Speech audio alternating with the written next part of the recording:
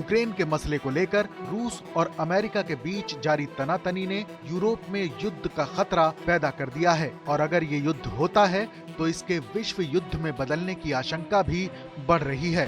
Europe में जंग की इस आशंका के बीच दुनिया की बड़ी शक्तियों को भी अपना पक्ष तय करना होगा और इस बीच चीन के तानाशाह शी जिनपिंग ने भी अपने पत्ते खोल दिए हैं। चीन के विदेश मंत्री ने अमेरिका के विदेश मंत्री के सामने साफ कर दिया है कि इस झगड़े में उनका देश व्लादिमीर पुतिन के साथ है। चीन के इस रुख से रूस का आत्मविश्वास बढ़ना लाजमी है, लेकिन अब भारत की मुश्किलें काफी बढ़ गई हैं।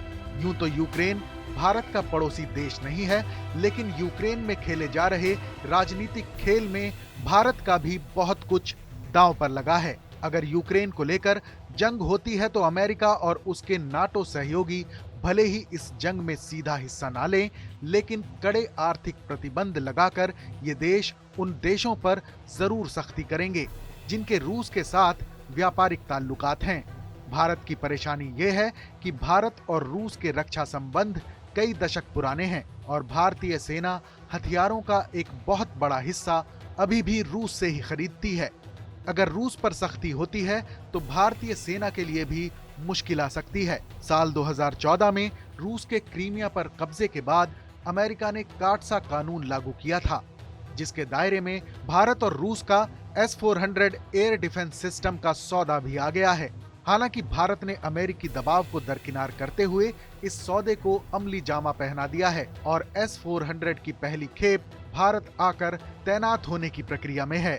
अमेरिका ने अब तक काटसा कानून के तहत इस सौदे पर कार्रवाई करने का कोई फैसला नहीं किया है, लेकिन अगर यूक्रेन में हालात जंग की ओर बढ़ते हैं तो भारत को भी अमेरिकी कार्रवाई का सामना करना पड़ सकता है। इस पूरे मसले पर भारत के लिए ये इकलौती समस्या नहीं है। अगर जंग होती है तो रूस पर काबू करने के लिए अमेरिका को चीन की मदद की भी जरूरत पड़ सकती है। ऐसे में शी जिनपिंग की अहमियत काफी बढ़ जाएगी और जिनपिंग जैसा शातिर लीडर इन हालात का फायदा उठाकर अमेरिका के साथ सौदेबाजी भी कर सकता है, जिससे एशिया में और खास तौर से भारत के साथ लगी चीन की सीमा पर चीनी सेना का दुस्साहस बढ़ सकता है।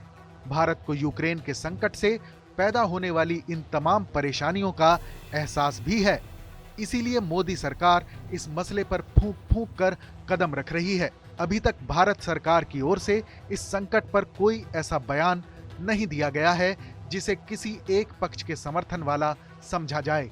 जाहिर है भारत सरकार हालात पर नजर रखे हुए है। इस खबर पर अपनी राय जरूर बताएं। देश और दुनिया की तमाम बड़ी खबरों के लिए देखते रहें TV9 डिजिटल।